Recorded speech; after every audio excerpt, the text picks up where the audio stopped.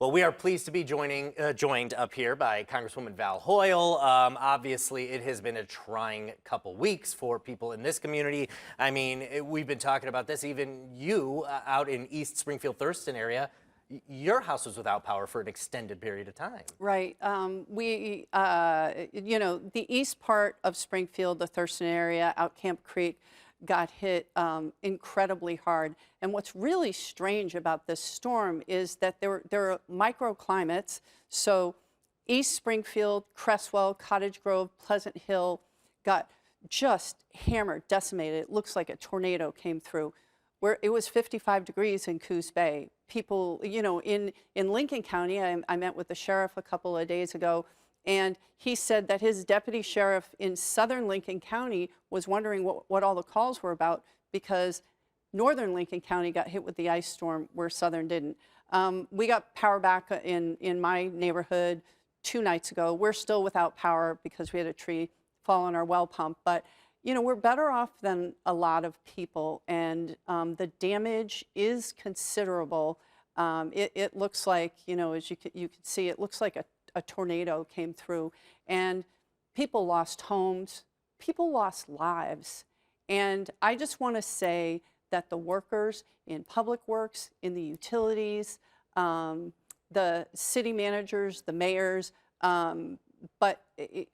stepped up and were working 24/7. I would see people at 10 o'clock at night, line workers putting up, power lines, and, neighbors took care of each other. And I'm really proud of our community, but it was really, really devastating. And we're going to have to work really hard to support each other as we clean up.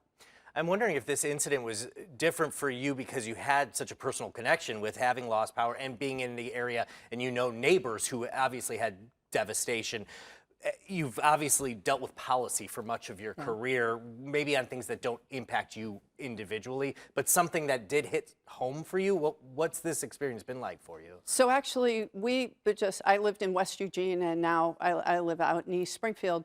And we got hit and had trees come down in 2016 in that ice and snowstorm, in 2019 in that ice and snowstorm, and we were without power for about 5 or 6 days. And then this time, I live in this community. I love this community, and it is very real. I think the last thing we want is someone that's out of touch. I could have stayed in D.C., but it was important for me to come home. While I was in D.C. and I was working and voting, I was on the phone with mayors from Springfield. My staff and I were on the phone with, mayors and public works directors in Cresswell, in Cottage Grove, in Lincoln County, and of course in Springfield. And we're still working with these people to make sure that we can recover, because people lost a lot. I mean, they lost food that was in their freezer, right? And thousands of dollars worth of food, and having to replace that back. In Thurston, 70% of the students walk to school, and we have a lot of debris that is dangerous. Those branches that are hanging down, they call them widowmakers for a reason, and we have to be able to clean these, clean up the debris and then help people recover. And you make a good point, and we've been kind of saying this for a while, is this is a recovery effort that's going to last a while, even when the debris is covered up, because there are people whose homes were damaged. There are people who spent thousands of dollars on hotels. There are people who missed work, and so many different impacts that this has had that people are going to have to work their way out of. I mean, what is your suggestion for how these people move forward? Because I think, like you said, there are people maybe who are in Eugene or in other parts of our viewing area who lost power for 6 hours, and it was a disappointment, but they've moved on because of the ice storms in the past. But there are people who can't move on right now. Right, that's exactly right. So there's a few resources that are available. We had local churches, nonprofits step up, our city, our county.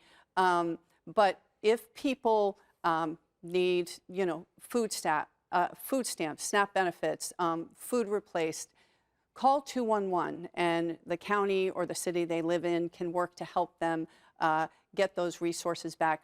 One of the things we can do at the federal level is get FEMA to come in to help us with removing the debris. So what has to happen is the county has to ask the governor to declare a state of emergency. That has happened.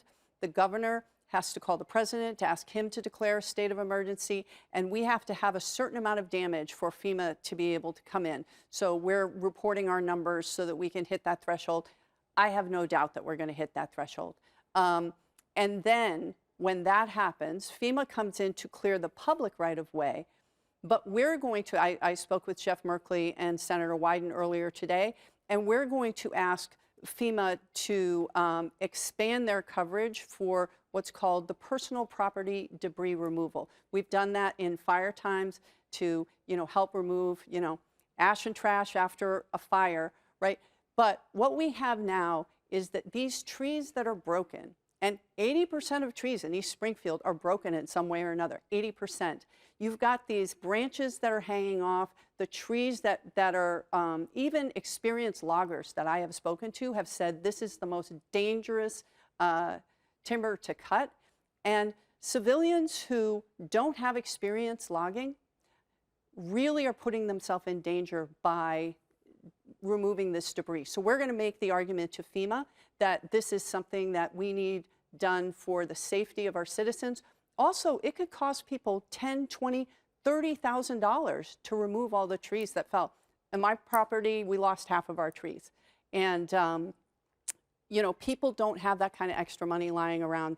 So we're working with the federal government to get that declaration. We're working with the state emergency managers to make sure that they know the needs that are here. We're working with, Faye Stewart, who's the public works director in Cottage Grove, the mayors of Cresswell and certainly Springfield. I will say we have City Council President Joe Pictionary, who I think you talked to earlier, has 4 trees through his house, was stuck for 3 days with 2 trees through the roof of his house. And what he did was, as soon as he got out, he started helping people in Springfield, even though he didn't have a home to go back to. That's what made me proudest of this community. One other issue that we had, certainly in Lincoln County and somewhat in Lane County, was that there were a number of nursing homes that did not have backup generators. So they were moving medically fragile people, seniors, and people in memory care to other places. And we need to make sure in the after action, report, we really need to see how we can prepare better for the next emergency. And one of the things will be, how can we make sure that our nursing homes taking care of our seniors are prepared for the next whatever, weather damage that we're going to have next. I want to touch on that a little bit more in a moment, but I also, sticking with just kind of the recovery of this, you mentioned people are out a lot of money. Obviously, you talk about tree removal, debris removal, damage to the homes. I know they're going to go through insurance on some of that, but there are some things like, we had a woman speaking to us recently who said she spent her life savings on propane. Right. Because she had been without power for 11 days. And I mentioned, people who lost their food. You mentioned that as well, or people who had to spend on hotels. Is there any recourse for these sorts of expenses for people? So, I have people in my community, they hunt, they fish, and then they keep that meat for feeding their family in the winter. And again, people that buy in bulk, I've spoke to a mother who, again, she's a single mother, she is a working person, and she doesn't have the money to replace that food. People can call 211 and they will connect them to local resources. We are working closely with the county commissioners and Chair Lori Trieger, also Representative Dacia Graber, who is the chair of the House Emergency Management Committee and also is a working professional firefighter. And she's helping us as much as possible. We're very lucky that Representative Julie Fahey was just elected to be nominated to be the next Speaker of the House. So we've got people right here in Lane County that are fighting for us at the state level, county level, city level, and then at the federal level. We just all need to be moving in the same direction. How quickly can we help some of these people? Because like we said, there are people who are right now still without power. Right, and again, but at my house, we're still without water, and it will be a while, right? I think short term, we can do small things, and again, 211 can help with that. And then FEMA, our biggest fight is that sometimes in the aftermath of emergency, there is bureaucracy that slows down us getting people the help that they need and they deserve. So one of my first bills that I co-sponsored was to make FEMA a cabinet-level office, because these natural disasters with climate change are not just once every 6 months. They are continuous. And right now, FEMA is underneath Homeland Security, which means that it isn't getting the kind of prioritization it needs. So we're working really closely with FEMA to try and make sure that people can have this debris removal as quickly as possible. But again, calling 211, we have the Red Cross, our local churches and nonprofits, and Food for Lane County have stepped up in a really big way. And so we're just going to work to try and keep people informed about what they can do and what we can offer them, so that they're not out of pocket for an unexpected expense, whether it's a freezer full of food, or it's $35,000 worth of tree removal, or, you know, again, for many people, a lot of this damage isn't covered by insurance. So we need to make sure that we can support them as much as possible to get back on their feet and get our economy thriving. I want to ask you, you'd mentioned, you know, this isn't the last, unfortunately, emergency we're going to face. This isn't the last weather emergency we're going to face here. I know some of this is state, local, county level, so, and you're in the federal government, but I want to get your perspective on, we talk a lot about wildfire preparedness, and for good reason, because our summers are just focused on that. But this was an incident that wasn't a wildfire. And I think to some people it feels like we were unprepared for this. And in some cases, you talk about the nursing homes, and we, you know, heard stories about elderly people being taken to Egan warming centers, and they weren't prepared for those people. Right. Is this something that we need to change? We need to be better prepared for non-wildfire emergencies in addition to wildfires. 100%. We know that we live on a fault line, right? And that at some point, hopefully not soon, there will be an earthquake of some magnitude.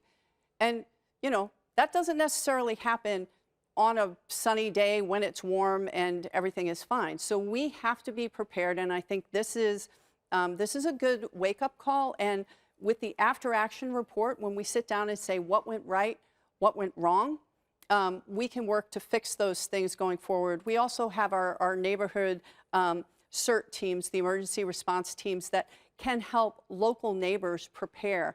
You know, for many of us, we had enough propane, we had our generators and whatnot for 3 or 4 days. But this is where we needed to be prepared to be without power for a week, for 2 weeks, for maybe 3 weeks.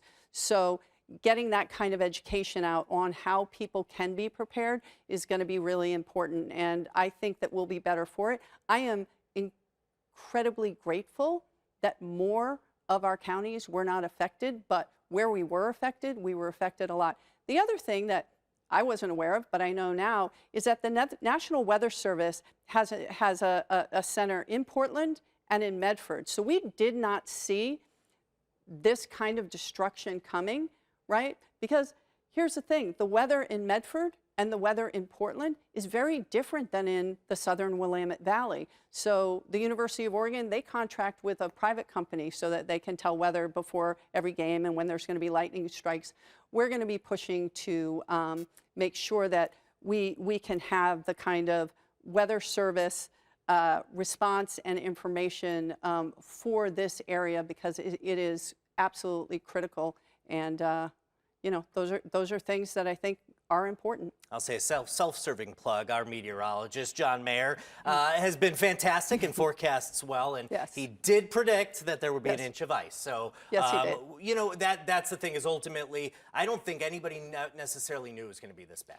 No, they didn't, but you are right. We knew there was going to be ice. Yes, and that is the importance of having local news, but our weather service, like, you know, cities and counties were not as prepared as they needed to be. And out where we were in Springfield and Cottage Grove and Crestwell and Pleasant Hill, there was 3 inches of ice, and that was with the first storm. But again, with the inversion that we have just sort of in the valley, and with these microclimates, it's kind of like these little weather storms hit these areas and hit them much harder. So people in Eugene had no idea what we were dealing with in Springfield, right? And so, you know, I don't know what we can predict, but we can prepare, and we're going to work really hard to make sure that from the federal government, we're bringing back taxpayer dollars here to be as prepared as possible and to make sure that people can have their the debris removal covered by FEMA and have professionals do the job so that we don't have people unnecessarily injured. And then with that, just when everybody does take a look back at what went right, what went wrong, will you be involved in that? Will the federal government, obviously not be involved at the local decisions, but make sure that there is maybe oversight of that, make sure it is done so that we can be better prepared in the future? So the county is going to be taking a lead on that, and they set up an emergency operations center that, once it was set up, really made sure that there was lots of communication. They're going to be taking the lead on that, and the state emergency manager. We just had the Lane County emergency manager go up to the state, so she understands Lane County, and she will be helping with that. So the state, the county, and then my staff will be involved, just being there to be supportive. But I am very, very confident that everyone involved, from the cities to the state to the utilities, really want to find out what we can do better. And I think that it's important, and I've said it to everyone, we need to not be defensive or finger pointing. We need to own what went right, what went wrong, and how do we fix it, because that's what our citizens deserve. And we'll do our best to keep everybody accountable on that. Yeah, and have your weatherman, telling us when these kind of things are coming. Yes, absolutely, and he's the best in the area. That's yes, my he opinion. Is. I agree. So we hope you get water soon, and thank you for taking the time to come on up here. All right, thank you so much. You got it. We good?